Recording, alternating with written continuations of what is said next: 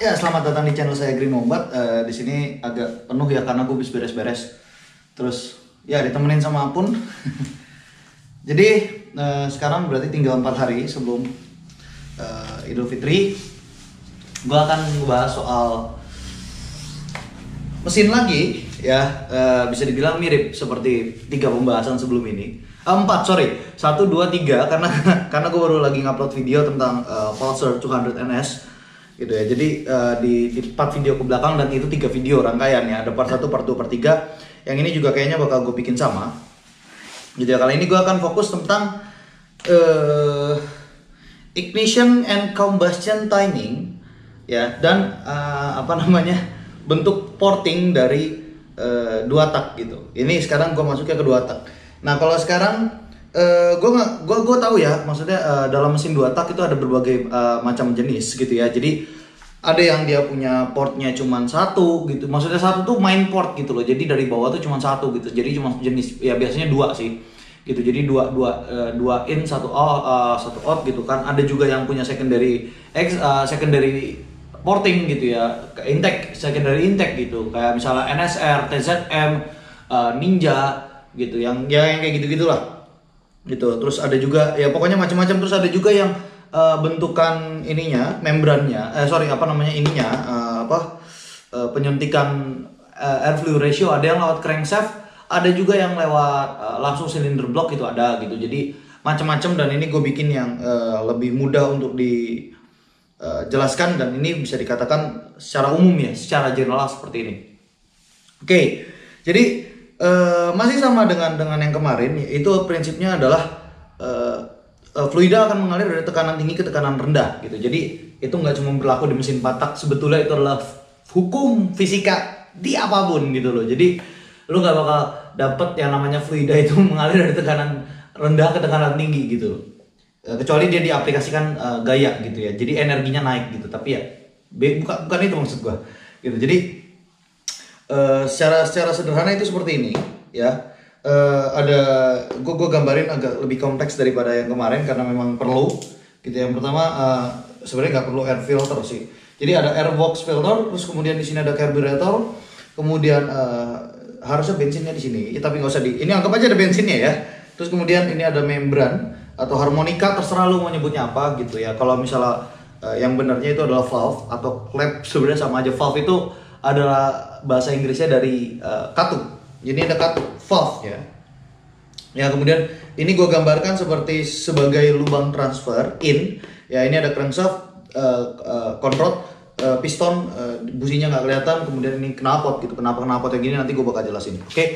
Oke, mulai dulu dari yang paling dasar, yaitu adalah combustion timing. Jadi combustion timing dari mesin-mesin two-stroke engine itu ada di region kuadran 1 gitu. Jadi kemarin udah sempat dibahas ya soal kuadran. Jadi dia dari kuadran 1 gitu. Hanya saja yang harus diperhitungkan ya, saat timing pengapian ini, saat combustion timing, biar nggak ribut.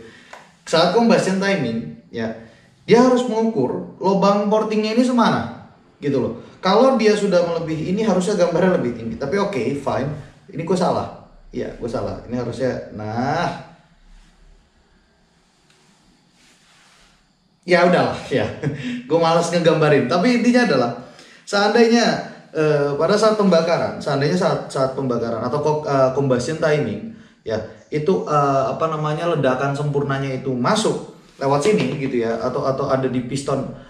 Saat pistonnya sudah membuka lubang transfer in, itu justru berbahaya gitu. Kenapa berbahaya? Mungkin bakal banyak yang lihat kayak reed valve-nya kebakar segala macem gitu ya, yang kayak gitu-gitulah. Karena dia apinya bisa juga nyamber ke daerah sini gitu. Apalagi daerah lubang port in ini masih ada bekas sisa-sisa bensin dari intake dari karburator gitu, dari airflow mixture-nya gitu loh. Nah, kalau misalnya dia keluarnya langsung ke sini ya nggak apa-apa sih, tapi berarti ada energi yang terbuang gitu. Balik lagi, kalau misalnya ini berarti yang ngempos. Makanya untuk portingan nanti akan gue bahas lebih detail lagi gitu. Tapi itu tadi gitu. Jadi combustion saat di two stroke engine itu lebih sulit diperhitungkan, karena dia harus memperhitungkan berapa di derajat berapa lubang porting in kebuka, di derajat berapa porting out kebuka gitu. Atau biasanya kalau di anak-anak 2 tak itu pakainya berapa mili. Jadi berapa mili dia dari atas, berapa mili dari di bawah, dari topnya gitu.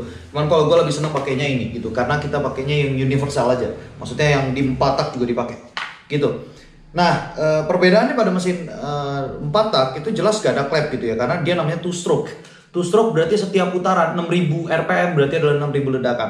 Oke, jadi di sini bisa kita lihat ya, kalau misalnya kita bandingin, gue kebetulan ternyata punya 2 piston 2 tak dan 4 tak. Gue nggak tahu dapat dari mana, cuma biasanya di asbak ya, nyolong, nggak tahu dari mana. Nah, ini bisa dilihat ya tinggi pistonnya. Ya gue tahu ukurannya beda ya. Ukurannya beda, yang ini 58, ini 65 apa? Nggak tahu gue. 68. Segituan. Udah baret.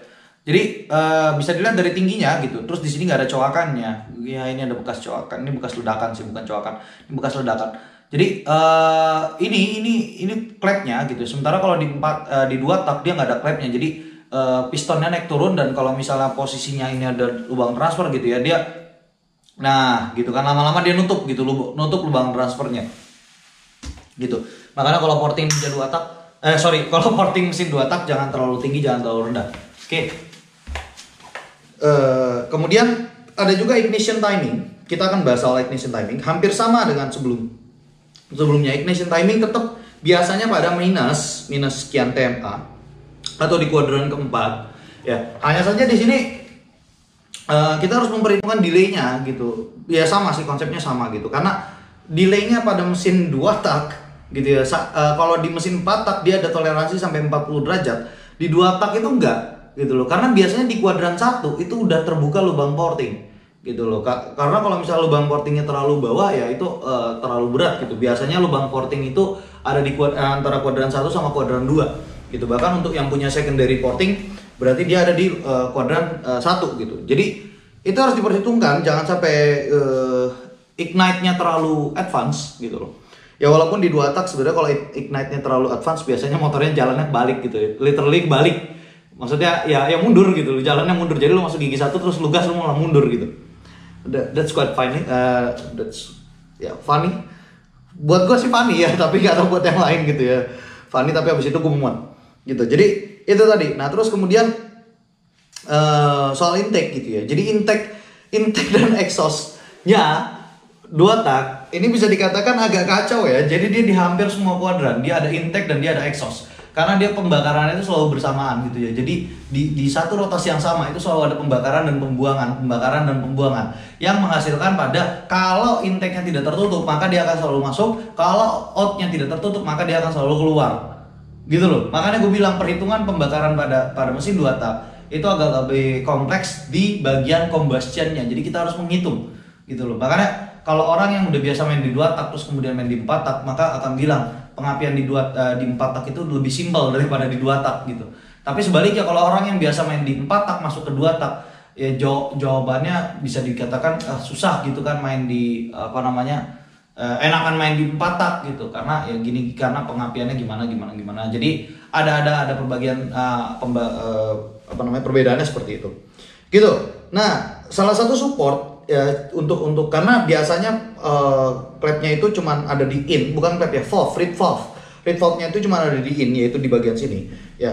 Mesin 2 tak kemudian develop. Jadi dulu itu mesin 2 tak itu tidak punya expansion chamber, jadi knalpotnya itu lurus gitu ya. Bisa kita temukan di mesin 2 tak yang versi lawas gitu, dan biasanya powernya juga sangat kecil gitu ya. Kayak contoh 500 cc terus cuma dapat sekitaran 30-40 brake horsepower, which is pretty small. Bahkan kalau kita bandingin dengan mesin yang zaman sekarang gitu, 500 cc 4 tak itu udah sampai 45-55 horsepower 2 silinder.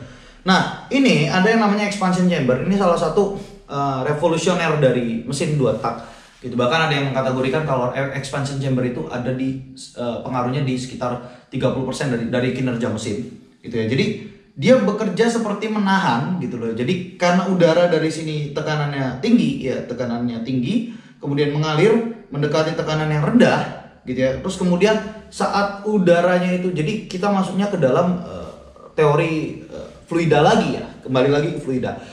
Saat partikelnya sama jumlahnya, terus debitnya sama gitu ya, debit sama jumlahnya sama, debitnya itu debit berarti jumlahnya sama, debitnya sama, tapi dia masuk ke dalam volume yang kecil. Kalau itu terlalu kecil ya, lu bisa bandingin kalau misalnya lu punya knalpot 2 tak, lu lihat deh, bener-bener lubangnya tuh kecil banget, lubang ujungnya gitu loh. Itu dia akan menghasilkan turbulensi yang cukup tinggi gitu. Tapi memang turbulensinya biasanya terjadi di RPM yang tinggi gitu. Makanya kalau di RPM rendah, dia kalau dibuat terlalu besar atau gimana ya agak sulit gitu. Makanya expansion chamber ini sangat membantu powernya di RPM tinggi gitu, bukan di RPM rendah gitu. Makanya harus disesuaikan dengan spesifikasi mesin. Kita mau dapat peak power berapa, kita mau dapat di RPM berapa, segala macam, torsinya berapa. Jadi pengaruhnya ke dalam horsepower tergantung pada RPM-nya gitu loh. Makanya kalau misalnya kita lihat kok mesin-mesin special engine knalpotnya kecil-kecil ya gitu ya untuk yang trail. Ya karena memang mereka tidak diperuntukkan untuk mesin RPM tinggi gitu. Ya biasanya gendut, gede gitu ya, tapi dia ada di deket banget sama exhaust-nya gitu. Jadi nggak begitu jauh dari exhaust gitu, kayak misalnya contoh TZM, NSR gitu ya, itu agak jauh, expansion chambernya agak jauh, dia bisa posisinya ada di bawah kaki lo gitu. Oke, mungkin secara basic ini dulu. Jadi itu ya, jadi tambahan kalau misalnya soal pengocokan, maksud gimana ya pengaliran gitu ya, pengaliran itu ada yang dibilang dikocok gitu ya. Yang dikocok itu apa? Sebenarnya gak ada yang dikocok ya, tapi balik lagi kayak misalnya oli samping itu ada banyak macamnya. Ada yang disemprotin dari karburator, dia biasanya ada jarumnya, terus ngambil dari tangki. Ada juga yang dari injektor gitu, jadi ada yang punya injektor, itu injektor gitu. Nah jadi dia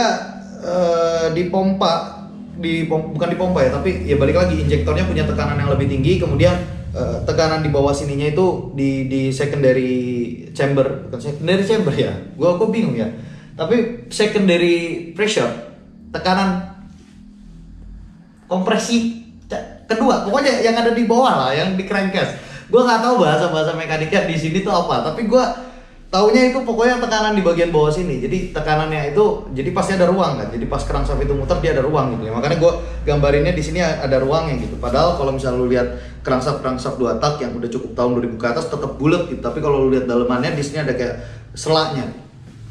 Nah itu bukan buat ngocok ya, tapi itu untuk mengimplementasi perbedaan tekanan gitu di bagian crankshaft, di bagian crankcase gitu loh. Jadi nanti olinya itu akan naik gitu loh, masuk ke dalam lubang transfer gitu ya, masuk ke dalam lubang transfer bersamaan dengan airflow mixture gitu. Jadi karena 2 tak yang dibakar juga olinya gitu.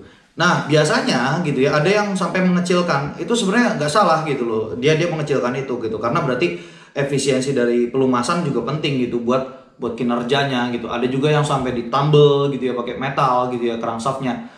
Tujuannya memang ya balik lagi karena tau sama dengan jari-jari R kuadrat dikalikan M kalikan sudut alfa. Berarti kalau misalnya dia lebih berat berarti taunya atau torsinya lebih tinggi, nggak salah gitu. Jadi itu ya basicnya di mesin 2 tak.